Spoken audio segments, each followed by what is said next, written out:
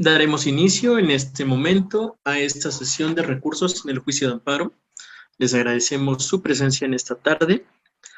Será una sesión breve, puesto que, como verán, son pocos los recursos que existen en el juicio de amparo. Estamos en la etapa de impugnación de todo este proceso, de este procedimiento. Ya lo analizamos desde sus aspectos generales, pasando por las vías de tramitación indirecta y también directa, también los elementos y las características que tienen que tener las sentencias de amparo, en específico los efectos en los que se traduce la decisión de la autoridad federal en cuanto al cumplimiento de la sentencia por parte de la autoridad responsable.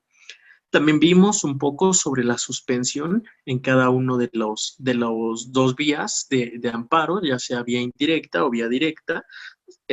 Pudimos analizar que se puede solicitar desde el inicio la suspensión provisional y posteriormente se puede solicitar la suspensión definitiva, con la salvedad de que la concesión de estas instituciones jurídicas dentro del amparo, que es la suspensión, no implica que si no las conceden, nos concederán el amparo, o viceversa, si no nos las conceden, no nos van a conceder el amparo. ¿Por qué? Porque eso se resuelve mediante vía incidental, en una audiencia incidental, y posteriormente la cuestión constitucional se va a resolver hasta la audiencia constitucional, que es la que determinará si la autoridad federal nos concede o no el amparo.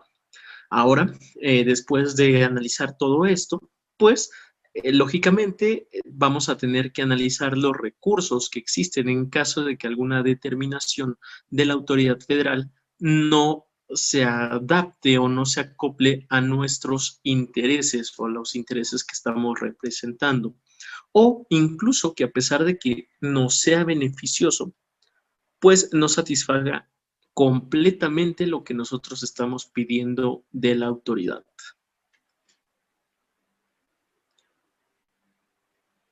Pues, en primer lugar, nosotros podemos encontrar a los recursos que existen en la ley, primeramente en el artículo 80 de la Ley de Amparo. A partir del artículo 80 de la Ley de Amparo, nosotros vamos a poder encontrar los medios de impugnación.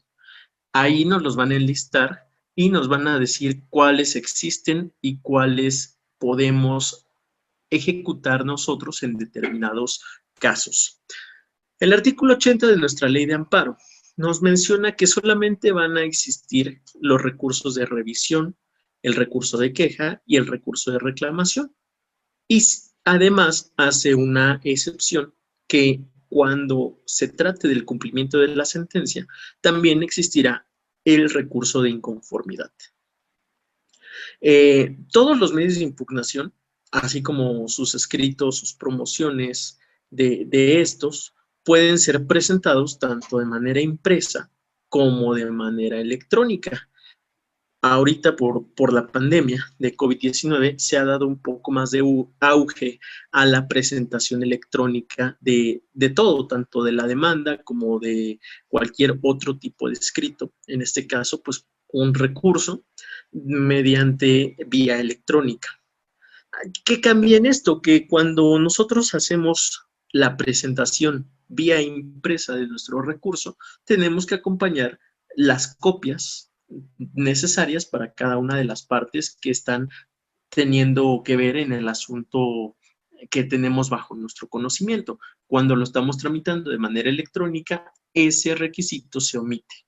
Ya no tenemos que enviar copias y copias, sino con el escrito que nosotros enviamos una vez, con ese basta y sobra. Sin embargo, si es de forma impresa, sí tenemos que ser cuidadosos porque si no nos pueden prevenir y si no damos cumplimiento a esa prevención, pues podemos tener la consecuencia que nos tengan por no presentado nuestro escrito de recurso y eso pues nos va a traer consecuencias negativas a nosotros.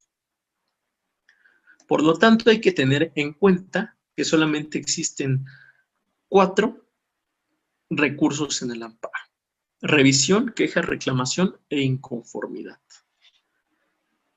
Vamos a analizar primeramente nuestro recurso de revisión, que, como veremos en esta exposición, va a ser el más amplio de todos. Los demás son recursos que son breves, incluso tienen pocos numerales dentro de la ley de amparo que los regulan, pero este recurso de revisión es el más amplio. Lo podemos encontrar en el artículo 81 de la ley de amparo.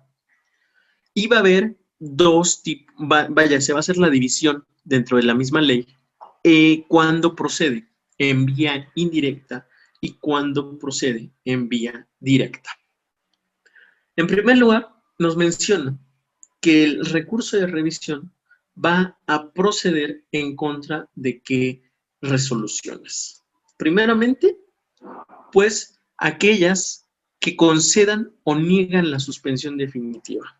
Es decir, si nosotros estamos llevando un asunto, una demanda de amparo, y solicitamos la suspensión, pues provisional, que ya no las hayan concedido, y después nosotros estamos buscando que nos concedan la suspensión definitiva, pues hay de dos maneras. Si nosotros somos la parte del tercero interesado, en este caso, recordaremos que es la parte que le interesa que el acto de autoridad sobreviva, que continúen sus efectos, pues si a nosotros nos afecta o estamos inconformes que la autoridad le haya concedido al quejoso la suspensión definitiva, podemos atacarlo con el recurso de revisión, viéndonos desde el otro lado, que nosotros seamos quejosos. Si nos niegan la concesión de la suspensión definitiva, también tenemos la opción del recurso de revisión para combatir esa decisión del juez. También aquellas que modifiquen o revoquen el acuerdo que conceda o nieguen la suspensión definitiva. Va muy relacionado con el punto anterior. Si, por ejemplo, ya no los concedieron, ya nos concedieron nosotros quejosos la suspensión definitiva y de pronto sale otro acuerdo que va a modificarlo o que la va a revocar en el peor de los casos, también tenemos la opción de interponer el recurso de revisión en contra de ese auto. También, en este caso, pues casi siempre se enfoca al quejoso, porque el quejoso pues es el que siempre desea o lucha porque le concedan la suspensión definitiva. Usualmente las autoridades, a menos de que sean casos muy delicados o muy específicos, van a tratar de que se niegue la suspensión definitiva, pero también si la modifica, si el juez se modifica la decisión que ya había dictado y eso la autoridad responsable de esa decisión, pues nota que es un perjuicio para ellos, también puede interponer el recurso de revisión. Aunque siempre la ley y estos numerales están más enfocados a beneficiar al quejoso, a la parte quejosa. También vamos a combatir mediante el recurso de revisión aquellas decisiones que decidan el incidente de reposición de constancia de autos. Usualmente cuando hay alguna cuestión que, vaya, por cualquier motivo se tiene que reponer parte de nuestro expediente, se da muchas veces que se perdió, por cualquier circunstancia se perdió nuestro expediente o simplemente no lo encuentran o por cualquier otro motivo, pero si a nosotros, a nuestros intereses no conviene o no están permitiendo que se repongan las constancias de autos, pues podemos atacar esa decisión mediante el recurso de revisión. También cuando se declare el sobreseimiento fuera de audiencia constitucional, acordémonos de las causas de improcedencia y las causas de sobreseimiento, que en específico en esta institución jurídica del sobreseimiento se actualiza al momento de que se detecte una causa de improcedencia. Por ejemplo, que no exista el acto reclamado, que de pronto la autoridad jurisdiccional de amparo nos diga o se percate que no existe el acto reclamado. y, lógicamente, va a emitir un auto, va a emitir una decisión que va a sobreseer nuestro amparo, va a sobreseer nuestro asunto, ya no lo va a estudiar. Claro que usualmente eso sucede fuera de audiencia constitucional. Claro, también en la audiencia constitucional, si nosotros no logramos probar nuestros argumentos, nuestro acto reclamado, también nos pueden decretar un sobreseimiento. Pero aquí hay que prestar atención que nos dice que tiene que ser fuera de esa audiencia. Si de pronto, cuando se está analizando el asunto para incluso determinar si nos conceden la suspensión provisional, un ejemplo, se da cuenta el juez que no existe, a su criterio, que no existe el acto reclamado y decreta un sobreseimiento, pues lo está decretando fuera de la audiencia constitucional, porque todavía no llegamos a esa etapa. Si nos sucede eso, podemos atacar esa decisión mediante un recurso de revisión, solamente fuera de audiencia. Cuando ya se dictó el sobreseimiento dentro de la audiencia constitucional, veremos que va a ser otro tipo de recurso. También las sentencias dictadas en la audiencia constitucional. Aquí es más general. No solamente nos menciona el sobreseimiento o cualquier otra institución de amparo que afecta a nuestros intereses. Nos dice en general que podemos atacar con el recurso de revisión todas las sentencias dictadas en la audiencia constitucional. ¿Por qué? Porque recordemos que en esa audiencia nos pueden conceder o nos pueden negar la protección de la justicia federal. Si no las conceden a nosotros quejosos y la autoridad responsable aún así quiere combatir esa decisión, puede hacerlo a través del recurso de revisión. Caso contrario, que nosotros como quejosos no nos concedan la protección de la justicia federal, pues podemos atacarlo, combatir en el recurso de revisión. Estas causales son exclusivamente cuando se está tramitando una demanda de amparo en vía indirecta.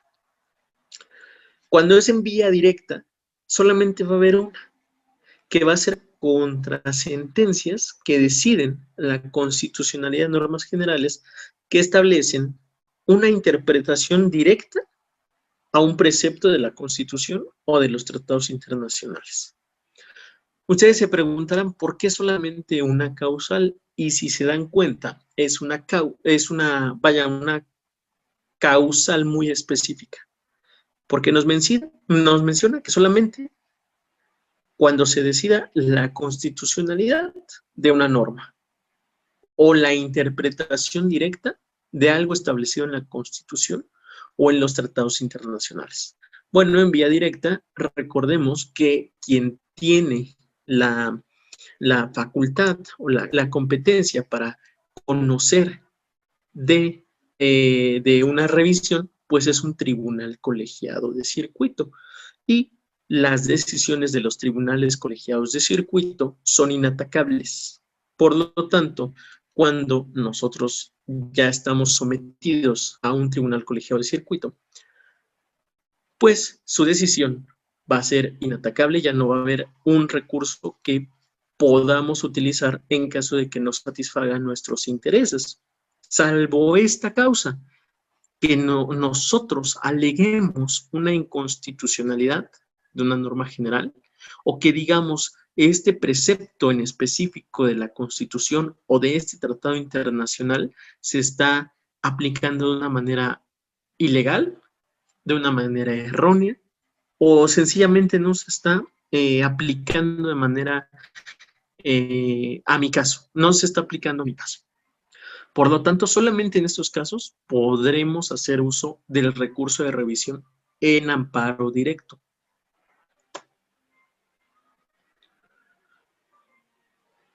Una vez interpuesto, recordando que uno de los cambios más trascendentales en nuestra legislación de amparo del año 2013 es los recursos y los medios adhesivos, pues el recurso de revisión también tiene esta característica. Es decir, cuando nosotros obtenemos una resolución favorable y nuestra contraparte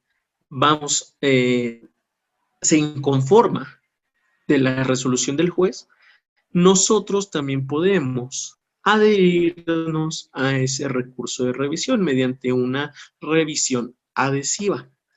¿Con qué finalidad? Pues recordando que en estas instituciones, en estos medios adhesivos, lo que nosotros tenemos que hacer o el objetivo de que nosotros nos adhiramos a su recurso es de fortalecer los argumentos, los elementos que tomó en cuenta el juez para darnos a nuestro favor la resolución. ¿A qué me refiero? Si nosotros presentamos un cúmulo determinado de pruebas, determinados argumentos, etcétera, en nuestro recurso adhesivo tenemos que decir, el juez valoró de manera correcta lo que yo le presenté por este y este y este razonamiento. Por lo tanto, la decisión del juez es correcta. Por eso, nosotros podemos adherirnos para fortalecer no solamente nuestros argumentos, sino también los argumentos de la autoridad de amparo. Vamos a tener nosotros 5 días a partir de la admisión del recurso. Hay que estar siempre muy atentos. ¿Por qué? Porque muchas veces nos notifican por lista o nos notifican por estrados y pues se nos pasa el término. Entonces hay que estar siempre muy atentos porque solamente tenemos 5 días para nosotros promover nuestro recurso adhesivo. Por regla general, ¿quién va a conocer del recurso de revisión? Nos va a conocer nuestro asunto en un tribunal colegiado de circuito. Sin embargo, cuando se está combatiendo la constitucionalidad de una norma de carácter general o, como ya lo mencioné, se está interpretando directamente un precepto de la Constitución o de los tratados internacionales, que usualmente es en amparo directo, en amparo vía directa, lo va a conocer la Suprema Corte de Justicia. ¿Por qué? Porque es el único órgano que va a estar por encima de un tribunal colegiado de circuito. Usualmente cuando nosotros estamos promoviendo la revisión, pues el juez acuo, que va a ser un juez de distrito, pues su superior jerárquico es el tribunal colegiado de circuito. Por lo tanto, por eso la regla general es que ellos lo conocen, porque es el superior del juez de distrito. Entonces nosotros en un asunto normal, en un asunto común, en un asunto de demanda de amparo, si no nos favorece la decisión del juez acuo, pues vamos con el superior, que es el tribunal colegiado de circuito. Sin embargo, eso solamente se envía indirecta, pero si a nosotros se envía directa, que ya está conociéndolo un tribunal colegiado de circuito, nos inconformamos, decimos esa resolución está mal hecha, pues tendrá que conocerlo la Suprema Corte de Justicia de la Nación en alguna de sus salas numerarias, dependiendo la materia que estemos promoviendo nuestra demanda de amparo. Si es una demanda civil, pues lo va a conocer la sala que tiene a su cargo la materia civil o penal, pues la sala que tiene la materia penal.